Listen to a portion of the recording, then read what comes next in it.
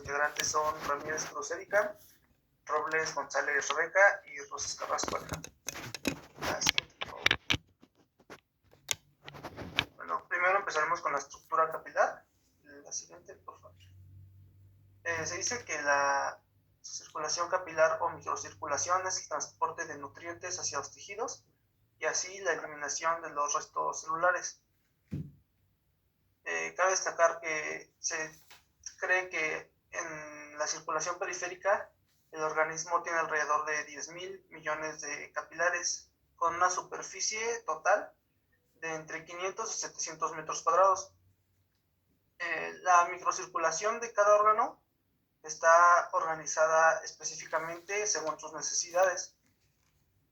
La estructura principal se va en que cada arteria nutricia que entra a un órgano se ramifica entre 6 u 8 veces antes de que estas arterias sean lo suficientemente pequeñas para denominarse arteriolas.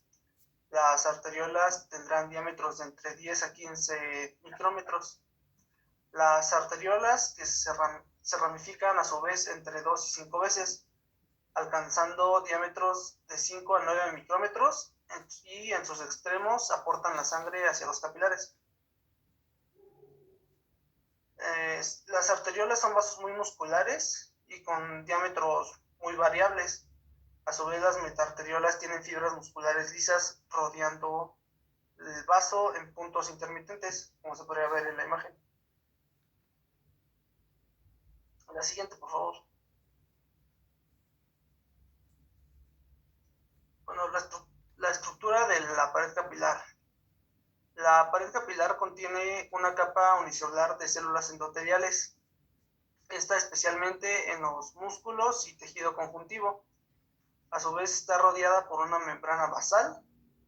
Esta tiene un grosor de entre 0.5 micrómetros y un diámetro de 4 a 9 micrómetros. Esto lo suficiente para dar paso a eritrocitos y otras células sanguíneas. Por parte de poros en la membrana capilar,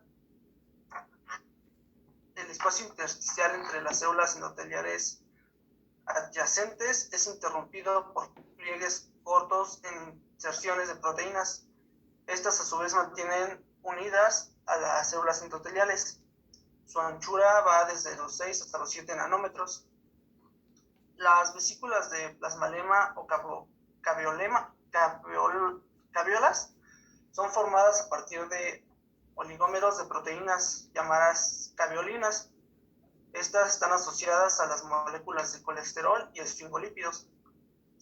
Se cree que su función es la endocitosis, que sería el proceso por cual la célula atrapa el material del exterior de la misma, y a su vez también la transitosis, que de una macromolécula en las células endoteliales. A su vez, estas vesículas se pueden desplazar lentamente a través de la célula endotelial y estas hacen hasta formar canales vesiculares a lo largo de todo el trayecto de la célula endotelial, que serían las que dice canal vesicular. La siguiente, por favor. Cuando encontramos los canales vesiculares, puede decir que serían los poros, es decir, los capilares que son discontinuos.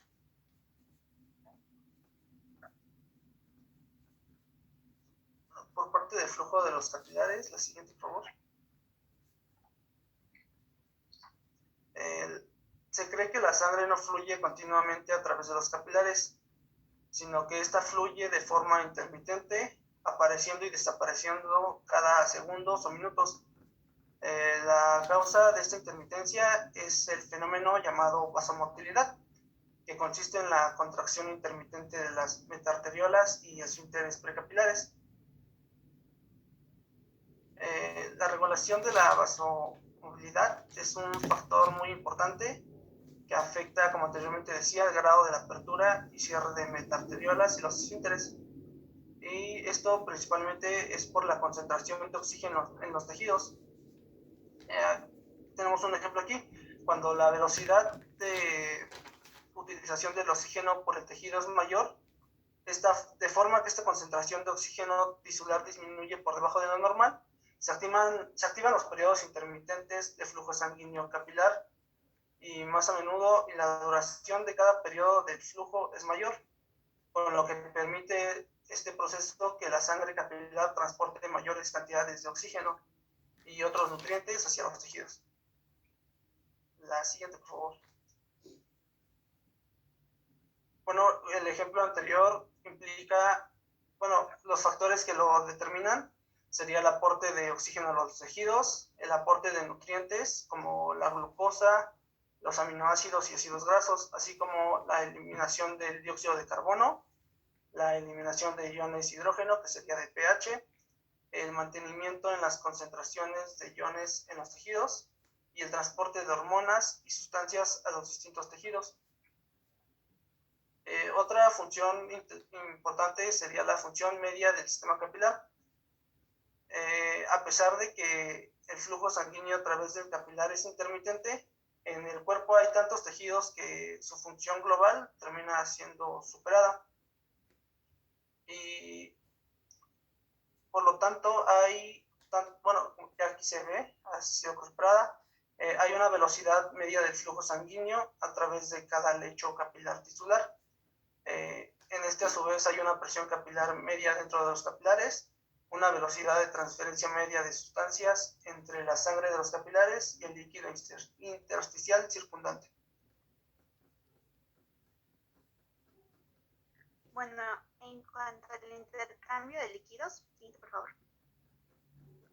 Es importante que sepamos que el movimiento de los líquidos que pasa a través de la célula intersticial siempre va a ser proporcional a la diferencia que va a existir entre las presiones tanto hidrostática como osmótica a ambos lados de la membrana capilar, por lo cual el volumen neto del líquido que se mueve a través de las paredes capilares en la unidad de tiempo es como podemos apreciar en la siguiente fórmula, en la cual PC va a estar representando lo que es la presión hidrostática capilar, que va a ser la fuerza que va a facilitar la salida de los líquidos a través de la célula endotelial, desde el capilar hasta lo que va a ser el espacio intersticial.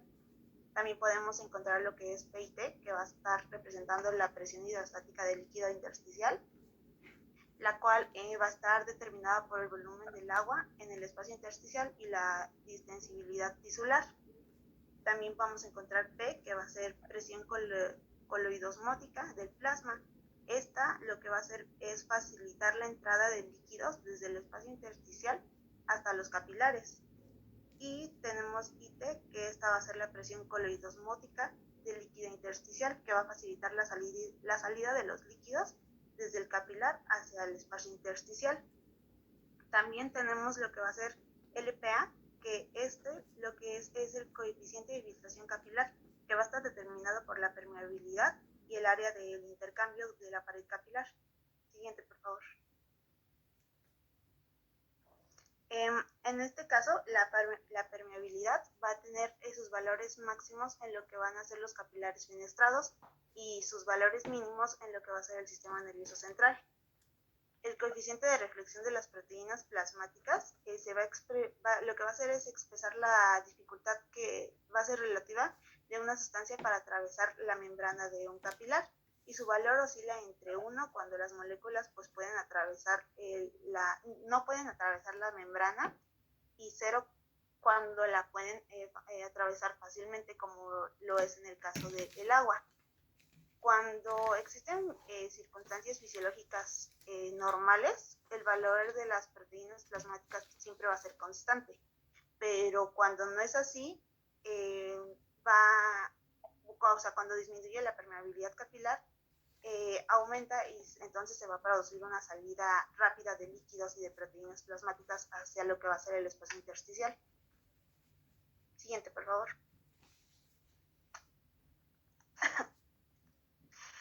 Lo que les mencionaba lo que es la presión efectiva de reabsorción siempre es inferior a la presión efectiva de filtración, y esto implica que solamente el 90% de los líquidos que difunde desde los capilares se absorba, y el 10% que queda va a permanecer en el tejido intersticial, y este va a ser eliminado por lo que conocemos como el sistema linfático. Siguiente, por favor.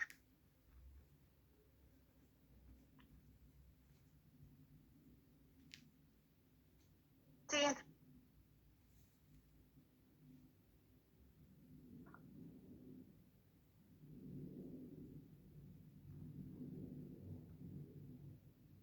Ya aquí en lo que va a ser la relación que tenemos con el sistema linfático, ¿le puedes regresar, por favor?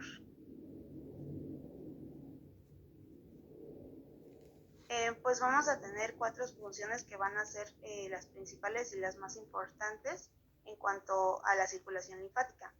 Aquí es importante porque esta nos ayuda a que el exceso de líquido que pueda llegar a existir se drene desde el espacio intersticial hacia la circulación venosa. Esto nos ayuda en la parte para mantener un equilibrio entre los líquidos intravasculares e intersticiales, previniendo así la aparición de lo que pueden ser edemas, como vamos a ver más adelante. También es importante porque el sistema linfático va a representar una vía por la cual las proteínas del líquido intersticial pueden regresar otra vez a la circulación sistémica, y de esta manera pues pueden ayudar a lo que es la presión coleidosmótica del líquido intersticial a estar en el rango normal de sus valores fisiológicos. Siguiente.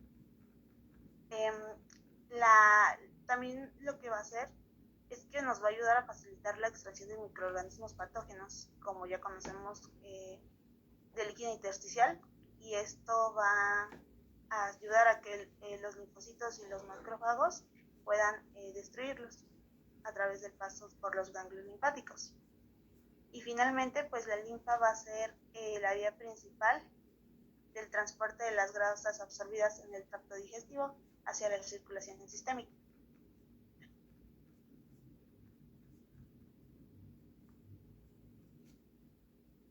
Bueno, pues ahora yo les voy a hablar acerca de los edemas. Primero vamos a entender por edema a la presencia de exceso de líquido en los tejidos corporales. En la mayoría de los casos, el edema aparece sobre todo en el compartimiento de líquido extracelular, pero también vamos a tener edemas de tipo intracelulares. El edema intracelular o tumefacción es causado por va a ser causado por 3 principales afectaciones. La primera va a ser la hiponatremia, que es la pérdida primaria de cloruro de sodio en la sangre con retención excesiva de agua. La segunda va a ser la depresión de los sistemas metabólicos de los tejidos. Y la tercera es la falta de nutrición celular adecuada. Un ejemplo de esto sería la disminución del reparto de oxígeno o la disminución del reparto de nutrientes, y también la reducción del flujo sanguíneo. En este caso, si el flujo sanguíneo se reduce, como para mantener el metabolismo tisular en los tejidos, encontré que se deprimen las bombas iónicas de la membrana celular, y cuando esto sucede se activan las bombas cuando esto sucede y se activan las bombas, los iones de sodio que se filtran a la célula normalmente ya no pueden salir, derivando un exceso de iones de sodio causa por osmosis el paso del agua al interior de la célula, y esto puede incrementar de 2 a 3 veces el volumen normal y puede ser preludio de muerte intracelular. También, como ya les comenté, vamos a tener el edema extracelular, que va a ser como que el más común, y va a tener 2 principales causas.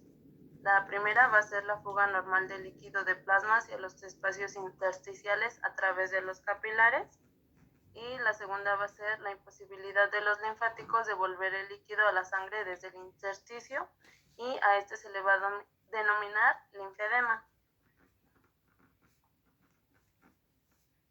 Bueno, aquí les hice una lista de anomalías que pueden causar el edema extracelular, y pues como vemos vienen clasificados. Vamos a tener el aumento de la presión capilar, que a su vez se va a clasificar en la retención renal excesiva por agua, como es la insuficiencia renal aguda crónica o el exceso de mineralocorticoides.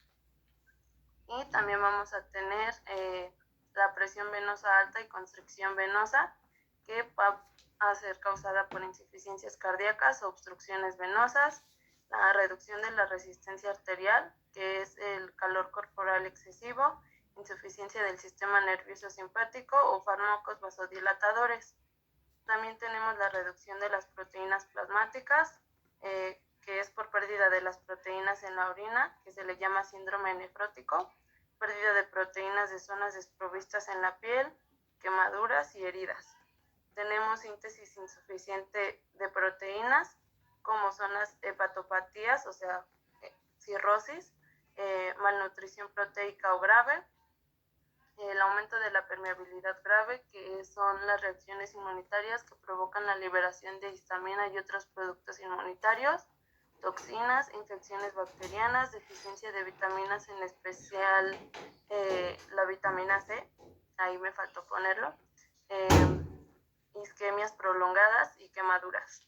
El bloqueo de drenaje linfático, como puede ser en el cáncer, en infecciones, en cirugías, o falta o anomalías congénitas de los vasos linfáticos. En este caso, pues le subrayé lo de insuficiencia cardíaca porque pues es como que en lo que nos centramos aquí. Y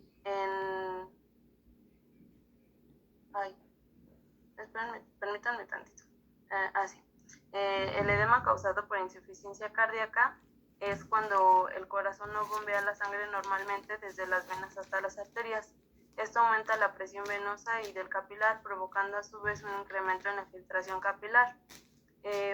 La insuficiencia cardíaca del lado izquierdo puede ser más peligrosa que la derecha, derivando hasta en la muerte. Y bueno, vamos a tener mecanismos que impidan el edema. El primero va a ser la baja distensibilidad del intersticio cuando la presión del líquido intersticial es negativa. ¿Esto qué quiere decir? Que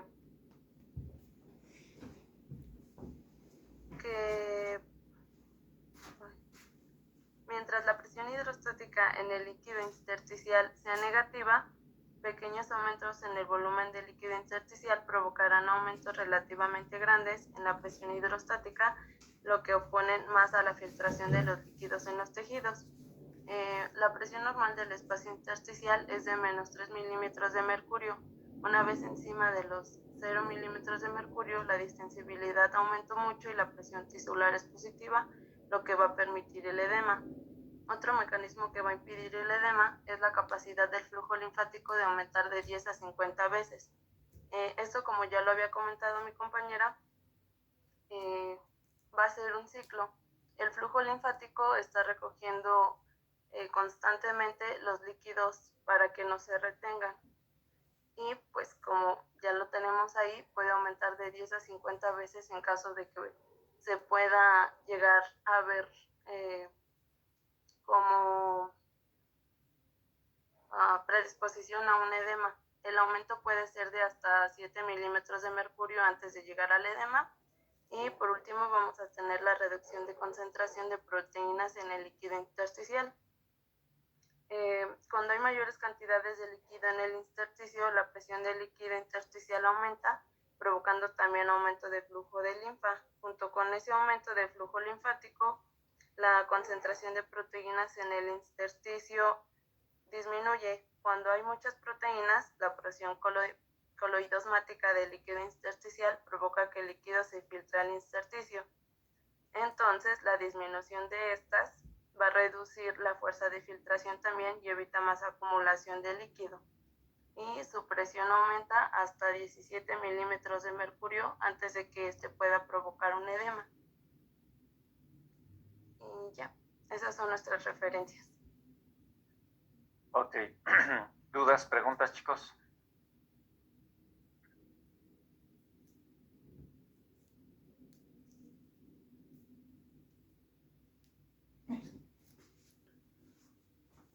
¿Dudas, preguntas? Creo que no. ¿Seguros?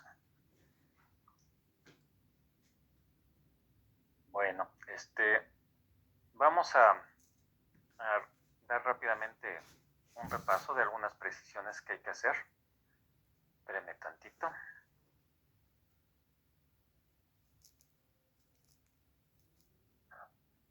Bueno, para poder entender cómo es que se originan los edemas y entender por qué hay edemas de origen cardíaco, cardiogénicos, de origen renal, de origen linfático, arterial y venoso, pues necesitamos entender cómo es la circulación capilar. También para entender cómo es que se lleva a cabo lo que es la nutrición propiamente de los tejidos, que es el paso de los nutrientes, y obviamente lo que es la aportación de lo que es el oxígeno, así como también la recolección de los metabolitos de desecho que originan o que traen cada tejido, cada célula. ¿Ok? Bueno, entonces rápidamente vamos a ver.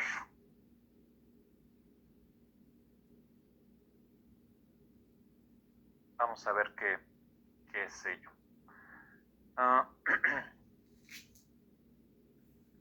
¿Ya ven la pantalla? No, ¿verdad? No.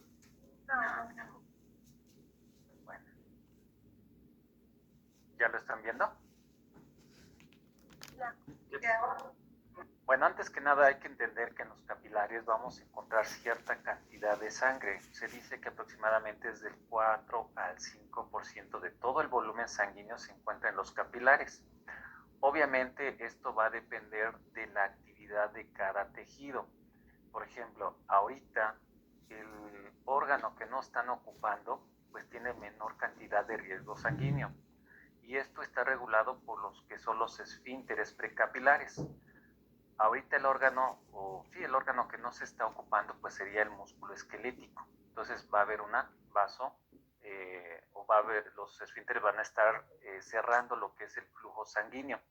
Nada más se va a mantener un flujo sanguíneo que pueda permitir que este tejido tenga lo que es su función básica para mantenerse, es decir, va a ser el mínimo, ¿ok? Sin embargo, ahorita como ustedes, si es que están ingiriendo algún alimento, pues está aumentando el flujo sanguíneo a nivel de lo que es el sistema digestivo. Por lo tanto, como está funcionando el sistema digestivo, degradando los nutrientes, pues va a tener una mayor necesidad de energía, ¿ok? Entonces va a estar aumentado ahí el flujo sanguíneo. Lo mismo va a ocurrir con el sistema nervioso central, en la corteza cerebral. Ahorita ustedes están leyendo, hay una alta actividad a nivel de lo que es las funciones cerebrales superiores. Entonces ahí vamos a encontrar que hay un aumento del flujo sanguíneo. ¿Sí quedó claro? Entonces, los esfínteres se van a estar abriendo, se van a estar cerrando en forma intermitente y al azar, ¿ok? En donde haya necesidad de lo que son los nutrientes.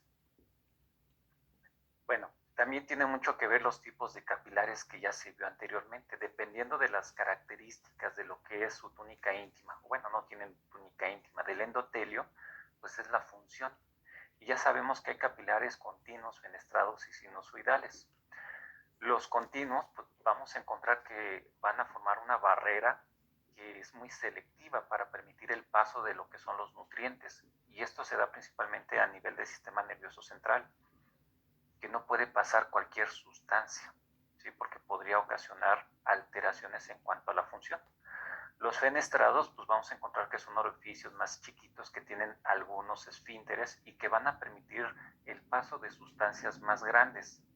Y los sinusoidales, pues bueno, aquí ya hasta pueden pasar la albúmina, que es una proteína muy grande, pueden pasar lo que son eritrocitos y un montón de células. Y se encuentran principalmente a nivel del hígado, a nivel de la médula ósea, del vaso. Entonces, dependiendo la función que tengan los tejidos, pues son el tipo de capilares, que ya lo comentó su compañero. Ahora, entre una célula, la distancia entre una célula y un capilar, pues hay una distancia fundamental para que este capilar le dé nutrición a la célula, y es aproximadamente de 20 a 80 micras la distancia que debe de haber entre un capilar y una célula.